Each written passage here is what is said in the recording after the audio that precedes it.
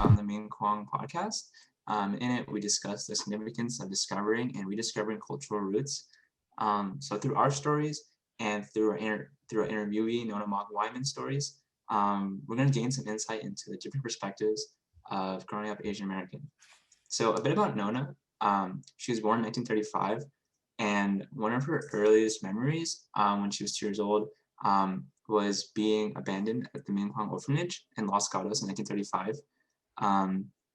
While she never will forget the pain of that loss, Wyman is a survivor, and she first wrote about her childhood in the memoir Chopstick Childhood in a Land of Silver Spoons. And yeah, she writes about how so Ming Quong means radiant light. It was a home for Chinese girls in Los Gatos. And for almost 50 years now, she's run a store named Ming Quong in Walnut Creek. So in an interview, Nona discusses how she found family with her sisters at the home, as well as the experience of writing her story today.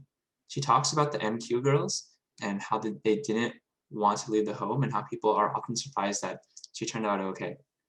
So through a Chinese American lens, we see that Nona's powerful story really conveys themes of family, identity, and resilience.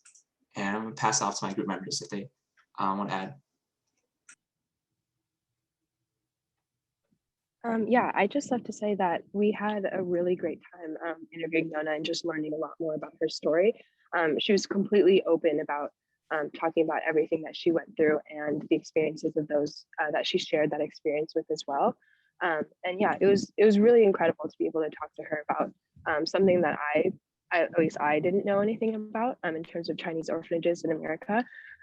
Yeah, so I really enjoyed this podcast experience. Yeah, I second that. And just a special thank you to Nona for letting us present this and for sharing your story with us. My name is Violex Ming, she, her pronouns, and I'm a fourth-year data science major at Berkeley.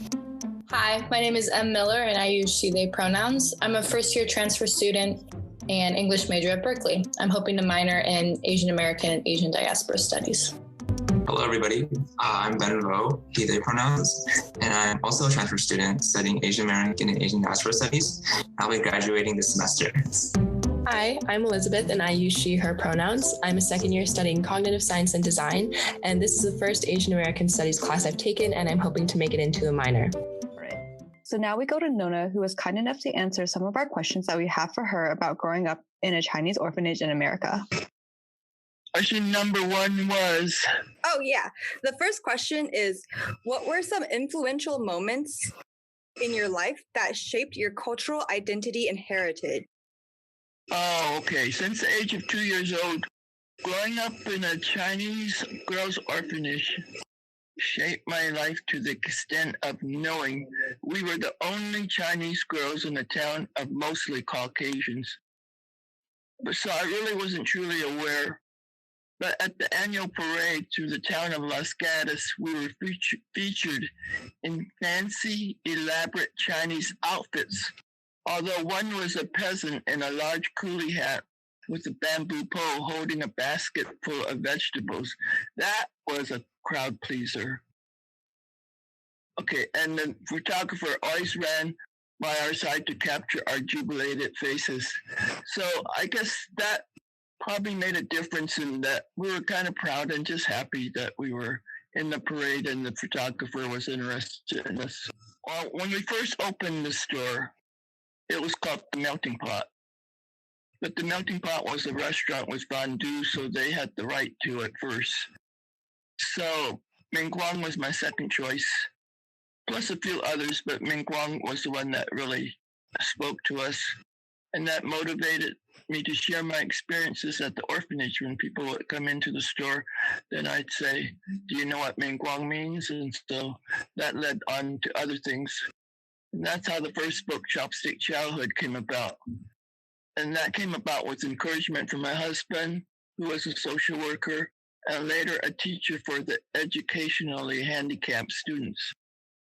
Also a professor of Asian studies at a college. His comment was, your story should be told its history.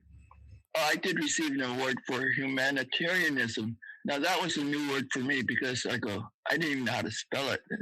It meant Woman of Distinction, which led to my second book, Bamboo Woman.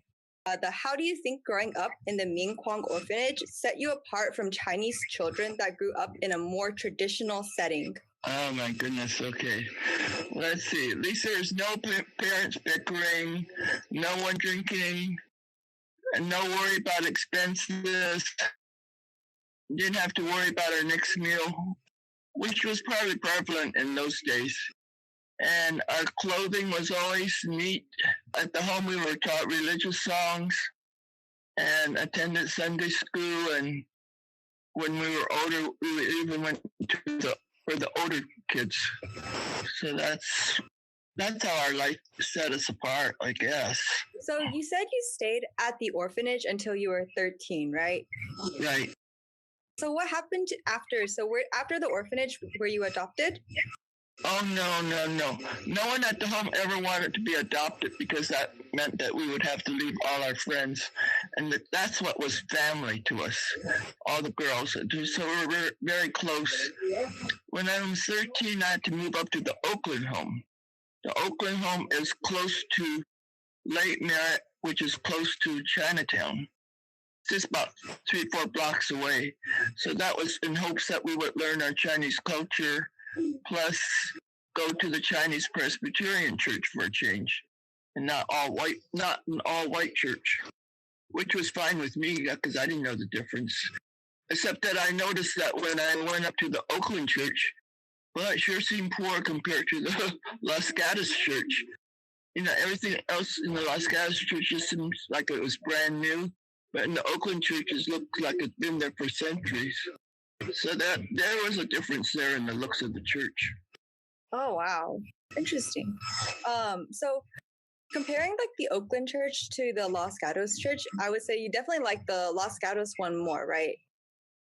Well, I just say I was used to it because the other one looked just kind of decadent, like it was might fall apart, or kind of dingy and dark.